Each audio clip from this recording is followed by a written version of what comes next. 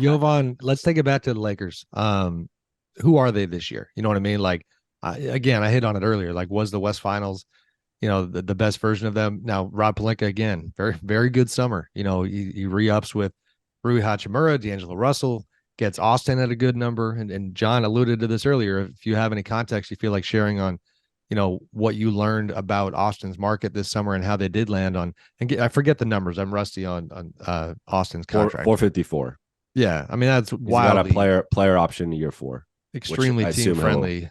exercise. Yeah, Yeah, or given he'll opt out, and yeah, given the economy that the league is looking at this summer, that was a fantastic deal for the Lakers. So I guess start there. Why didn't anybody else around the league end up applying the kind of pressure that was going to cost the Lakers?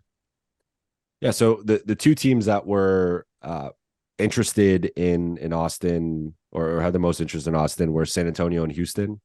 And with Houston, from my understanding, had the Fred VanVleet situation not happened, Austin was next on their list, or in that next tier for them of guys they were going to try and sign.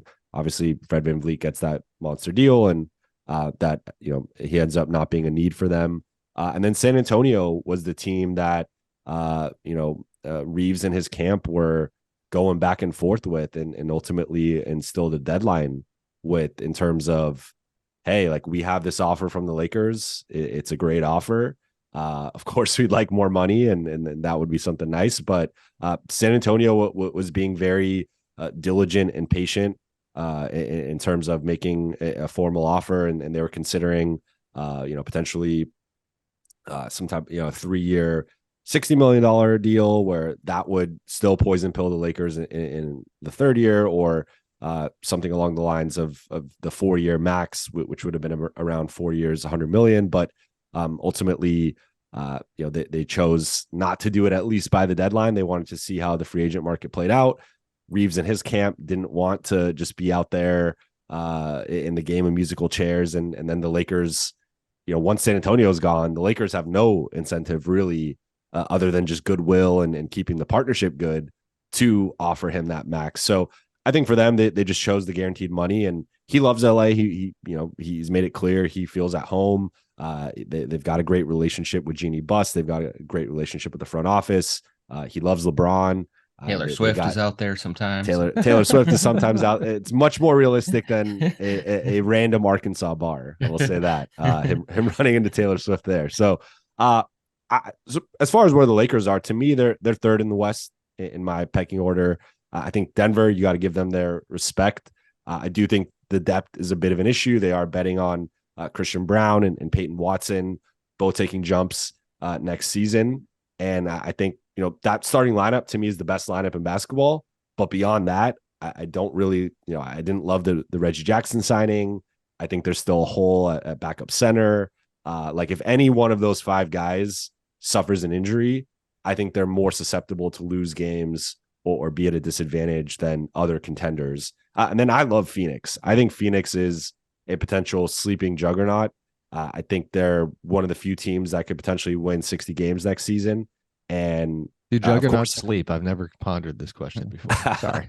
Well, I think people just are underrating yeah. how, like, I think, like, if you told me, let's flash forward 9 months from now and Phoenix wins 60 games and like just dominates in the playoffs and goes like, I don't know, 16-5, like, I wouldn't be shocked by that. And I think a lot of people would.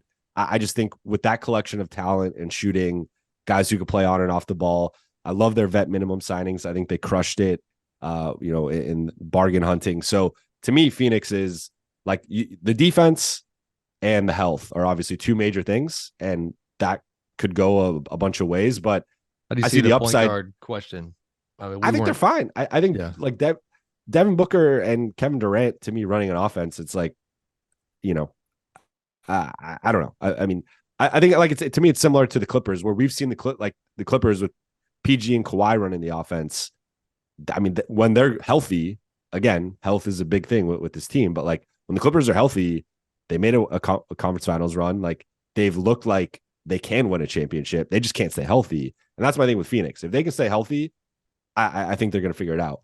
Then for me, the Lakers are right there at number 3, where I think it's weird because they made the conference finals and I think they got better, but I still like Phoenix and Denver more. But to me, I mean, it's always dependent on match. Like maybe Phoenix and Denver get slotted on the same side of the West bracket, and they have to play each other in the second round, and that allows the Lakers to then make a conference finals. Then you got to only beat one of those two. But I do think for as much as the Lakers got better, my one criticism I'll say, I don't love the additions of Christian Wood and Jackson Hayes. I don't think it helps the interior I think it helps the interior offensively. Jackson Hayes, rim runner, athletic, lob threat. Christian Wood, most talented offensive big that has played with Anthony Davis, in my opinion, just with his ability to score in the post, ability to score in ISOs, 3-point shooting, like all that stuff's great. But defensively, that is a considerable step down from the JaVale McGee, Dwight Howard pairing that the Lakers keep referencing. Like Christian Wood and Jackson Hayes are not in the same ballpark as those two guys defensively. And the notion that like they're going to step in and recreate that 2019-20 magic, to me, just doesn't make any sense. It's not realistic. And if you're going to put one of those two guys on Jokic in a playoff series, he's going to feast. Like if you thought it was bad what he did to Anthony Davis, like it's going to be bad. So the Lakers still have to figure that out, to me, where they need at some point in the regular season, whether it's a signing or a trade, they need a better defensive big other than AD that they can trust to at least defend. Like, you're not going to stop Jokic, but can you not foul out in like 8 minutes against him? Like, they still need that guy to me. So that's my one criticism. But otherwise, I think they're better, much better shooting, better depth. I like some of the role players like Gabe Vincent, Taurean Prince. I think this is a better group, but I still think the interior defense and the rebounding are two concerns for me that they have not addressed yet.